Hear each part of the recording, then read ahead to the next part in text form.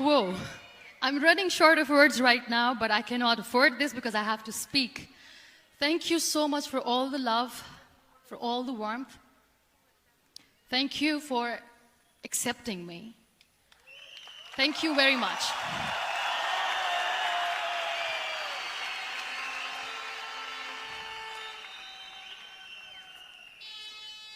Well, I always start my talk with a disclaimer. And that disclaimer is that I've never claimed to be a motivational speaker. Yes, I do speak, but I feel more like a storyteller because wherever I go, I share a story with everyone. Well, it is a story of a woman whose perfectly imperfect life made her who and what she is today. It's the story of a woman who, in pursuit of her dreams and aspirations, made other people realize that if you think that your life is hard and you're giving up on that because you think your life is unfair, think again. Because when you think that way, you are being unfair to your own self. It's the story of a woman who made people realize that sometimes problems are not too big. We are too small because we cannot handle them.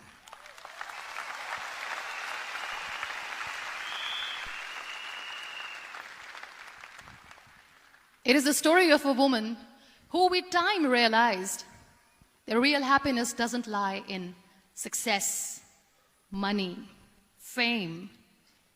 It lies within.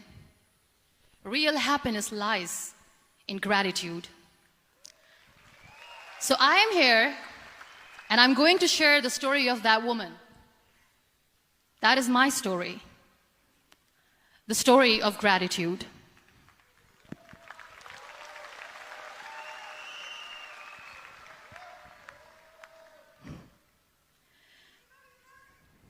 I love you too. I love you all. I believe in the power of words. Many people speak before they think. But I know the value of words. The words can make you, break you, they can heal your soul, they can damage you forever. So I always try to use the positive words in my life wherever I go. They call it adversity, I call it opportunity. They call it weakness, I call it strength. They call me disabled, I call myself differently abled. They see my disability. They see my disability, I see my ability. There are some incidents that happen in your life, and those incidents are so strong that they change your DNA. Those incidents or accidents are so strong that they break you physically. They deform your body, but they transform your soul.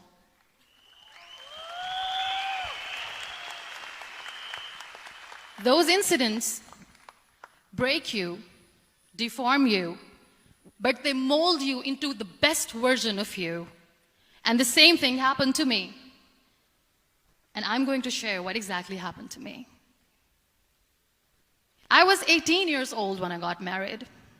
And this thing I'm sharing for the very first time on an international level. I was 18 years old when I got married. I belonged to a very conservative family, a Baloch family, where good daughters never say no to their parents. My father wanted me to get married. And all I said was, if that makes you happy, I'll say yes. And of course, it was never a happy marriage.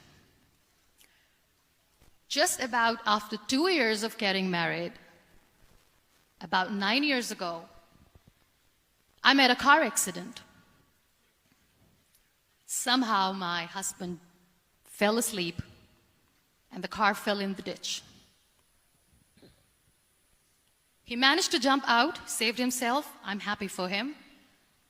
But I stayed inside the car and I sustained a lot of injuries. The list is a bit long. Don't get scared. I'm perfectly fine now. Radius ulna of my right arm were fractured. The wrist was fractured. Shoulder bone and collarbone were fractured. My whole rib cage got fractured. And because of the rib cage injury, lungs and liver were badly injured. I couldn't breathe. I lost urinary bowel control. That's why I have to wear the bag wherever I go. But that injury that changed me and my life completely as a person and my perception towards living my life was the spine injury. 3 vertebrae of my backbone were completely crushed, and I got paralyzed for the rest of my life. So this accident took place in a far-flung area in the outskirts of a very small province, Balochistan, where there was no first aid, no hospital, no ambulance. I was in the middle of nowhere in that toppled car. Many people came to rescue. They gave me CPR. They dragged me out of the car. And while they were dragging me out, I got the complete transection of my spinal cord. And now there was this debate going on. Should we keep it here? She's going to die. Where should we go? There is no ambulance. There was this 4-wheeler Jeep standing in the corner of the street. They said, put her in the back of the Jeep and take her to the hospital, which is 3 hours away from this place. And I still remember that bumpy ride. I was all broken. They threw me at the back of the Jeep and they rushed me to the hospital. That is where I realized that my half body was fractured and half was paralyzed.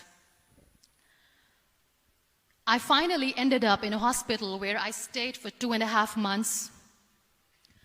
I underwent multiple surgeries. Doctors have put a lot of titanium in my arm. There's a lot of titanium at my back to fix my back.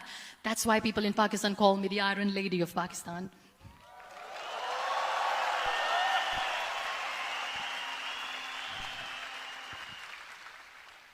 Sometimes I wonder how easy it is for me to describe all this all over again.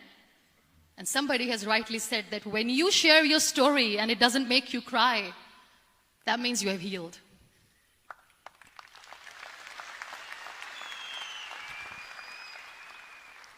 Those 2.5 months in the hospital were dreadful.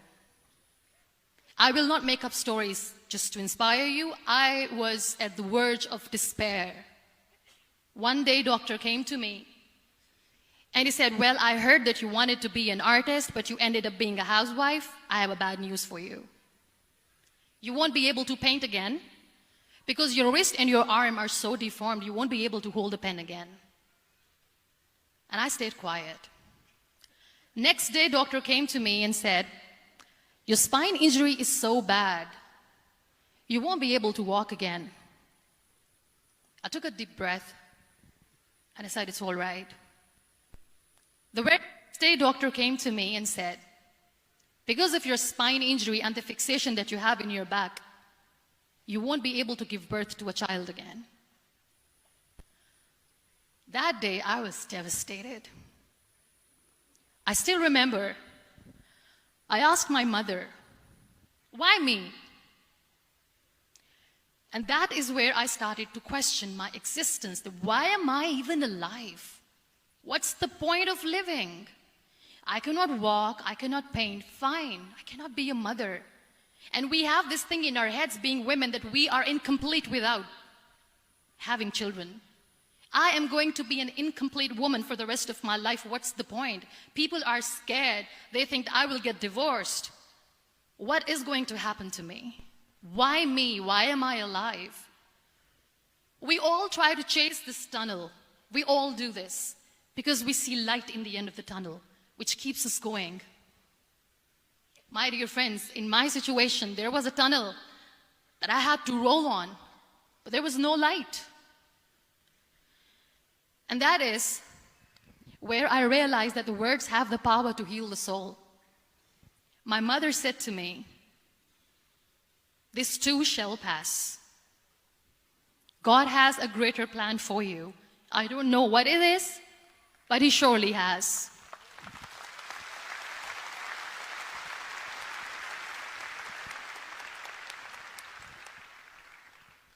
And in all that distress and grief, somehow or the other, those words were so magical that they kept me going.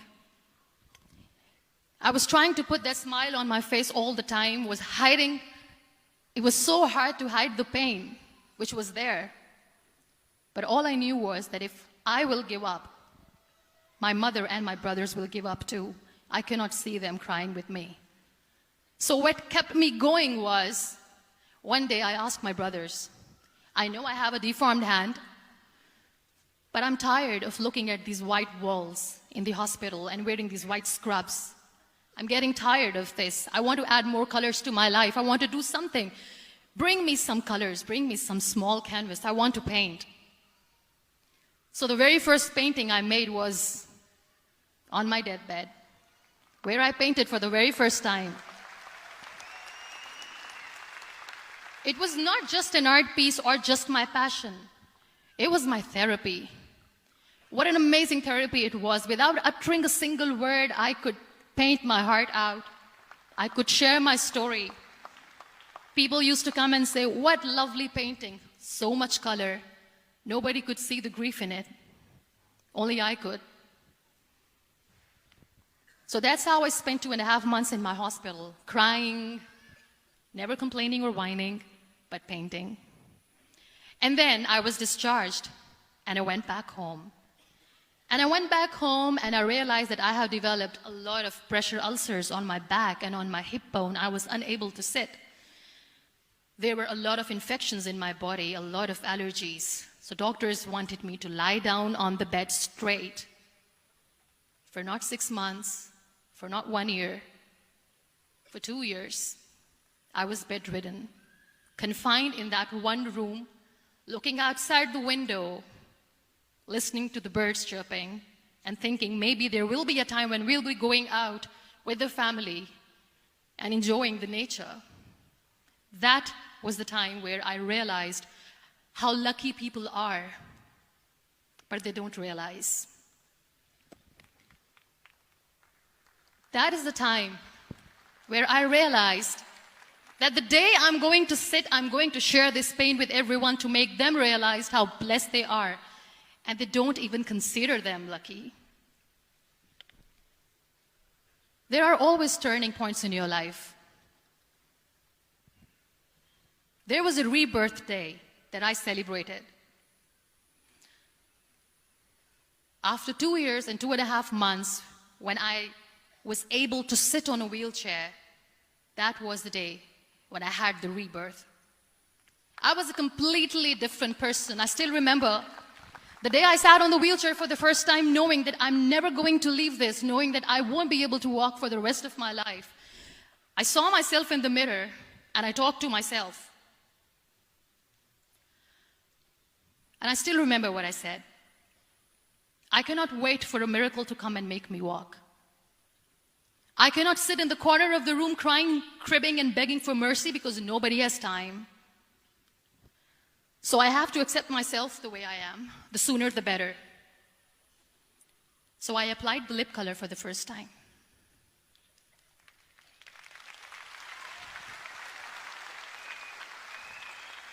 And I erased it. And I cried. And I said, what am I doing? A person on a wheelchair should not do this. What will people say? Clean it up. I put it again. This time I put it for myself. Because I wanted to feel perfect from within.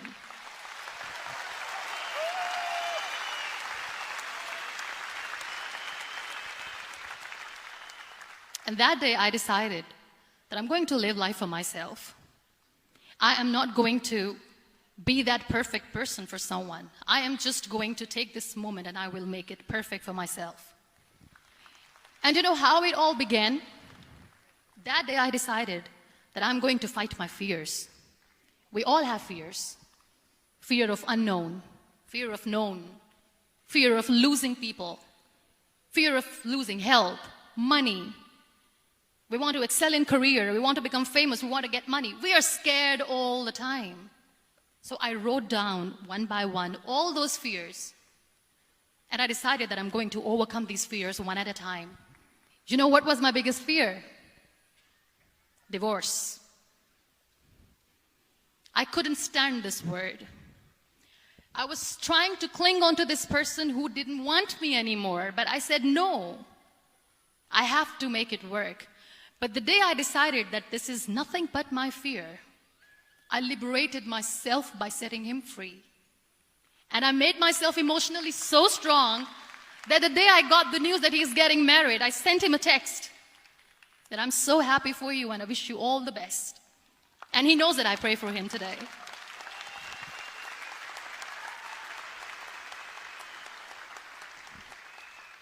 My biggest fear, number 2, was I won't be able to be a mother again. And that was quite devastating for me. But then I realized there are so many children in the world, all they want is acceptance. So there is no point of crying, just go and adopt one. And that's what I did.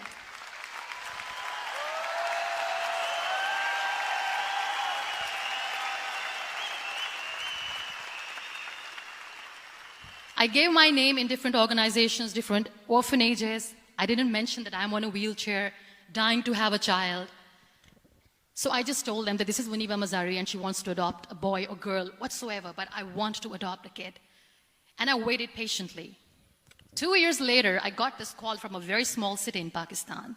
I got a call and they said, are you MUNIBA MAZARI? There is a baby boy and would you like to adopt? And when I say yes, I could literally feel the labor pain. I said, yes, yes, I am going to adopt him. I am coming to take him home.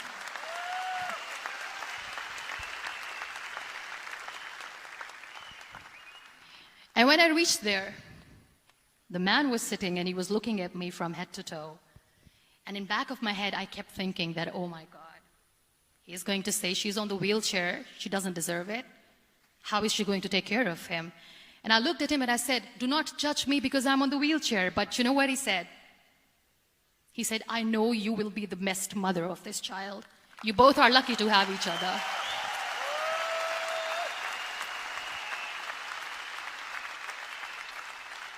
And that day, Niall was 2 days old, and today he's 6.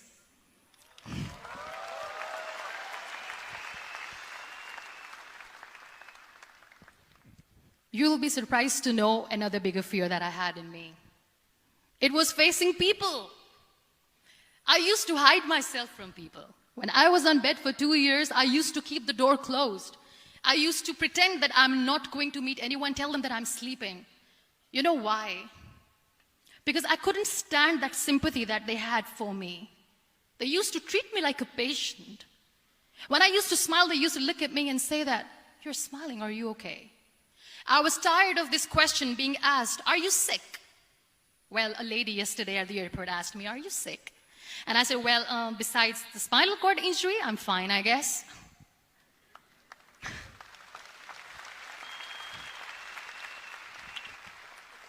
But those are really cute questions. They never used to feel cute when I was on the bed. So I used to hide myself from people, knowing that, oh my God, I'm not going to see that sympathy in their eyes. It's all right. And today I'm here speaking to all these amazing people because I have overcome the fear.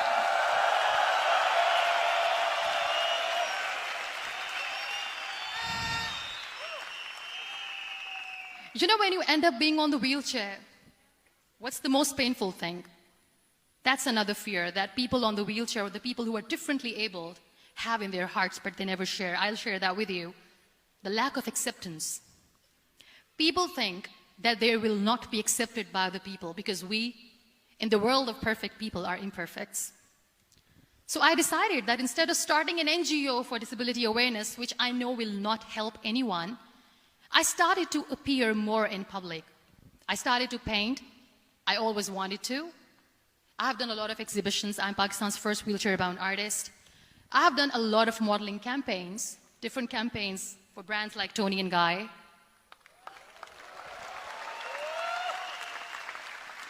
I have done some really funny, breaking the barriers kind of modeling. There was this one by the name Clown Town where I became a clown because I know that clowns have hearts too. And then I also decided that if I really want to make the difference, I am not going to let people use me for their polio campaigns where they will make you a victim and an emblem of misery and mercy and will say that, you know what, give polio drops to your children or they'll become like this girl. I decided that I'm going to join the national TV of Pakistan as an anchor person. And I've been doing a lot of shows for the last 3 years.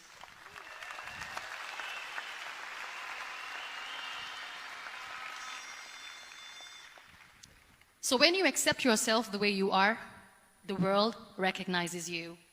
It all starts from within. Thank you. I became the National Goodwill Ambassador for UN Women Pakistan, and now I speak for the rights of women, children. We talk about inclusion, diversity, gender equality, which is a must. I was featured in BBC 100 Women for 2015. I'm one of the Forbes 30 under 30 for 2016. And it all didn't happen alone. You all are thriving in your careers. You have bigger dreams and aspirations in life. Always remember one thing. On the road to success, there is always we, not me. Do not think that you alone can achieve things. No. There is always another person who is standing behind you, maybe not coming on the forefront, but behind you, praying for you and supporting you. Never lose that person. Never.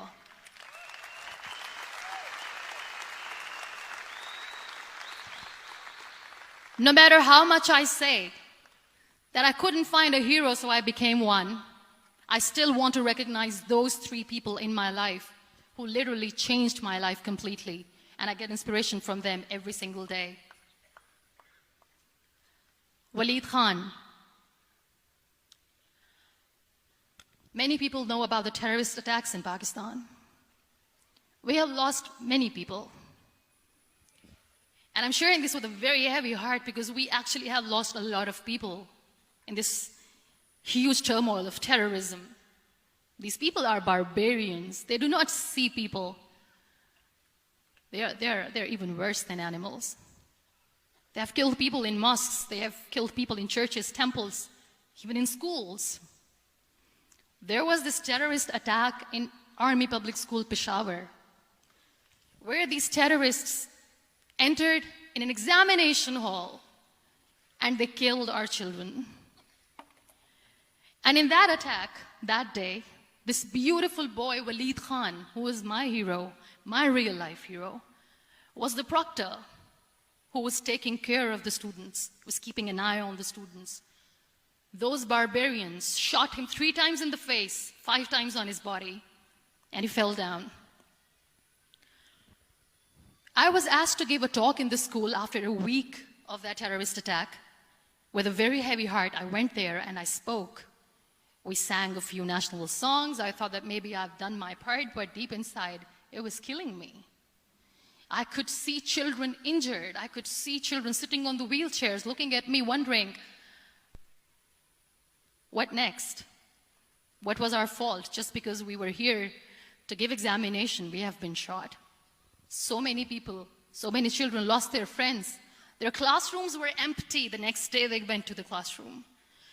So this kid, Waleed Khan, I was asked that he is in a hospital right now, and you have to go and see him and motivate him and tell him that it's going to be okay. And when I saw Waleed Khan coming on the wheelchair for the first time in front of me, his face was all deformed. His leg was fractured, his arm was fractured. He couldn't talk, he lost his teeth. He cannot sneeze, he cannot smell. He cannot eat. And I kept thinking, what should I say?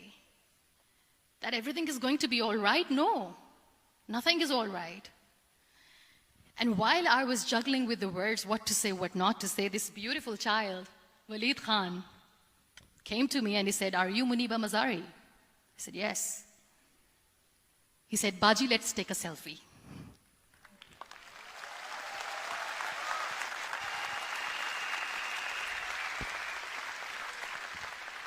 And with that beautiful, toothless smile of Waleed Khan, we took that beautiful selfie that I still have with me. I don't share that here because he was in a very bad shape that time. And that is where I realized that when I was thinking too much about his deformities, he's happy with himself. He doesn't even care. Because today he goes in the same school, and when somebody asks him that what happened to your face, why so many scars, you know what he says? "These scars are my medals and I wear them with pride."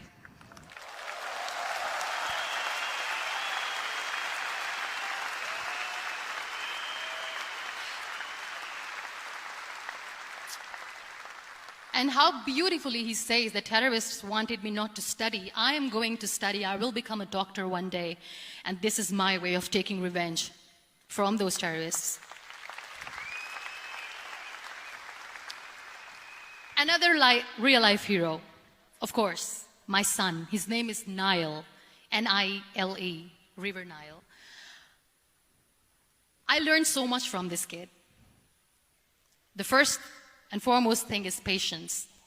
How to be patient when you know that your mother cannot walk, when you know that your mother is different from the other women, when you know that your mother cannot go out and play with you, how to stay calm.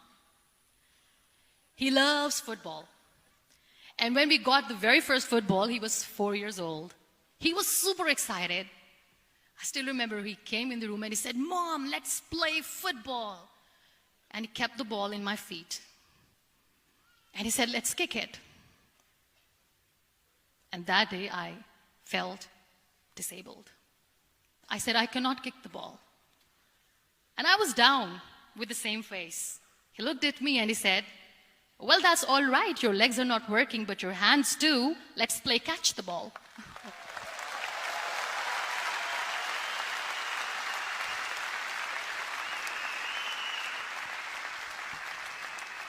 You know what, that day he made me realize that when you think your glass is half empty, come on, your glass is half full.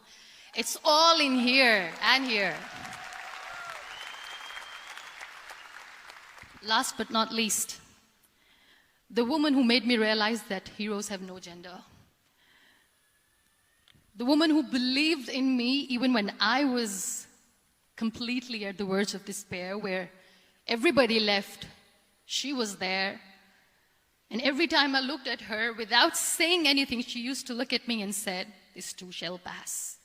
God has a bigger plan. And one day you will say that, oh my God, that is why God has chosen me." She never cried in front of me. She has always said that there will be haters, there will be naysayers, there will be disbelievers, and then there will be you proving them wrong. My mother.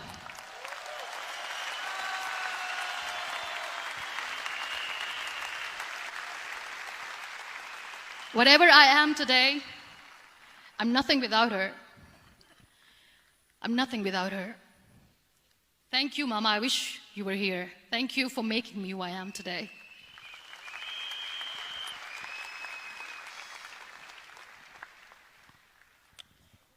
You know what? We human beings have a problem. Out of many problems, there is one more, and this is self-created one. We always expect ease from life. We have this amazing fantasy about life. This is how things should work. This is my plan. It should go as per my plan. If that doesn't happen, we give up. So my dear friends, let me tell you one thing. I never wanted to be on the wheelchair. Never thought of being on the wheelchair. I was always aspiring to do bigger things, but had no idea that for that I have to pay the price to be where I am today. It's a very heavy price. This life is a test and a trial, and tests or trials are never supposed to be easy. So when you're expecting ease from life, and life gives you lemons, then you make the lemonade, and then do not blame life for that, because you were expecting ease from a trial. Trials make you a stronger, better person. Life is a trial, and with time you realize that.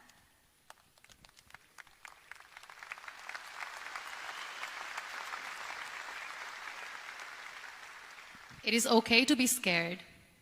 It is okay to cry. Everything is okay, but giving up should not be an option. They always say that failure is not an option. Failure should be an option, because when you fail, you get up, and then you fail, and then you get up, and that keeps you going. That's how humans are strong.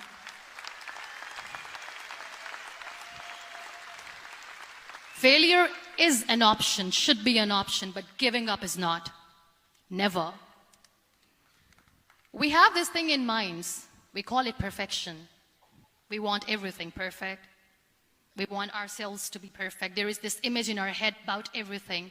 Perfect life, perfect relationships, perfect career, perfect amount of money that we need to earn no matter what. Nothing is perfect in this world.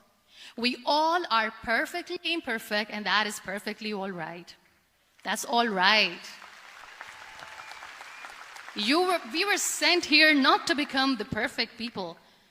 Those people who tell you how to look perfect, even those people are imperfect. Trying to fight this fear of looking imperfect. I used to be perfect. I still remember.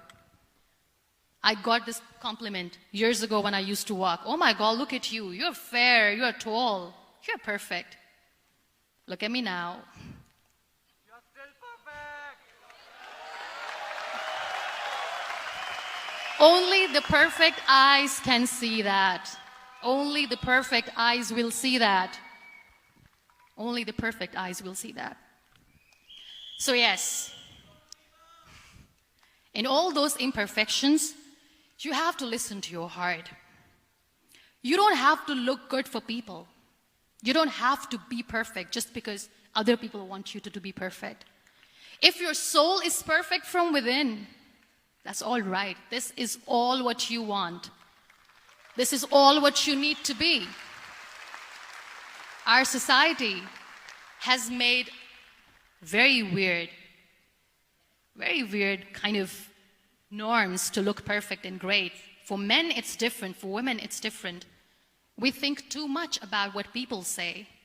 We listen to ourselves too little. You know what makes you perfect? When you make someone smile. You know what makes you perfect? When you try to do something good for the people around you. You know what makes you perfect? When you feel someone's pain. And how beautiful pain is that it connects you with people. No other medium can connect you with others but pain. That's why I always say that I'm in pain, and that's a blessing in disguise for me. Today, just because I'm in pain and I'm on the wheelchair, I work for children. Being the head of CSR for a company, we conduct medical camps in far-flung areas of Pakistan where so many kids die because they don't have medical facilities. And I personally believe just because they cannot afford to live doesn't mean we'll let them die. So we give them money, we give them medical treatment, we try to heal their wounds, physical and emotional. And I also work for the beautiful people, we call them third gender, the transgender community of Pakistan.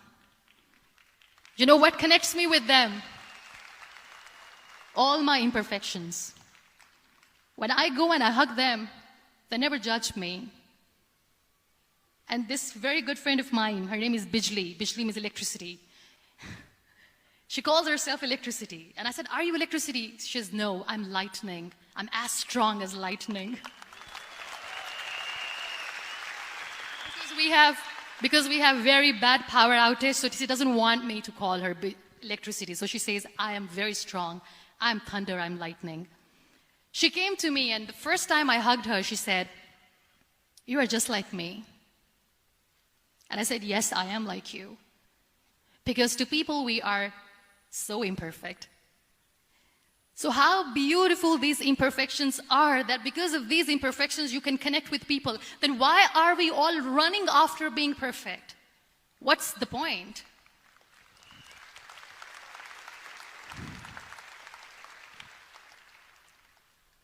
Every time I go in public, I always smile. There's always a big toothy smile on my face, and people ask me, don't you get tired of smiling all the time? What's the secret? I always say one thing, that I have stopped worrying about the things that I have lost, the people that I have lost. Things and people who were meant to be with me are with me. And sometimes, somebody's absence makes you a better person. Cherish their absence. It's always a blessing in disguise. I always say that people are so lucky they don't even realize. You must be thinking, okay, you're lucky in what sense? Well, the breath that you just took was a blessing. Embrace it.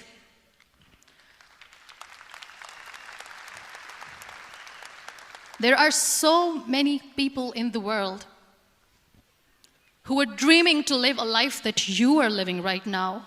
You have no idea. Embrace each and every breath that you are taking. Celebrate your life. Live it. Don't die before your death. We all die.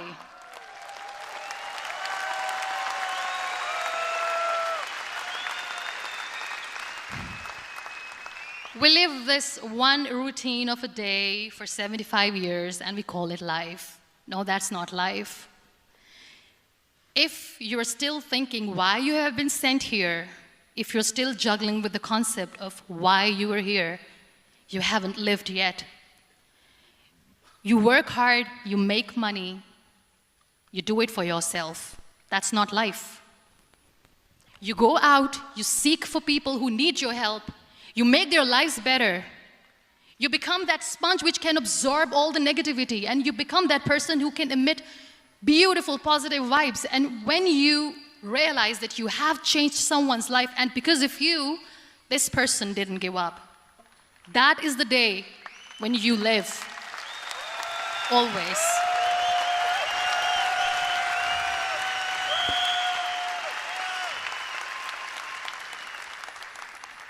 We were talking about gratitude, why I smile all the time.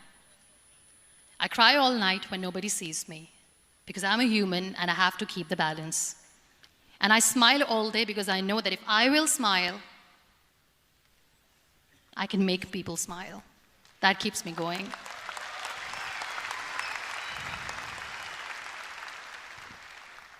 Be grateful for what you have, and you will always, always end up having more.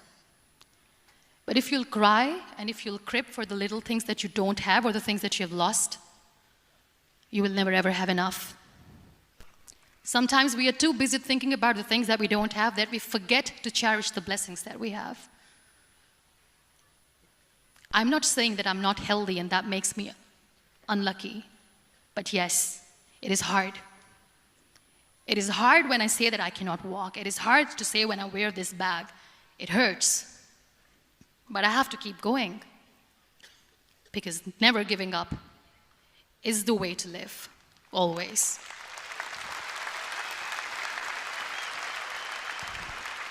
So I'll end my talk on a very short note.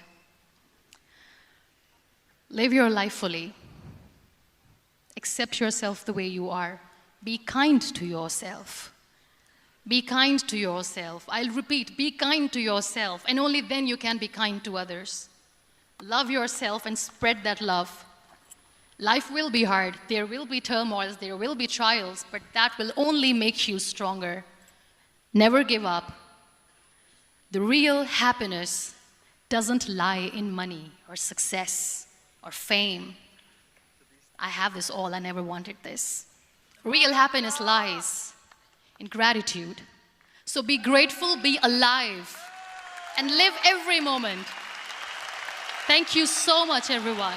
Thank you.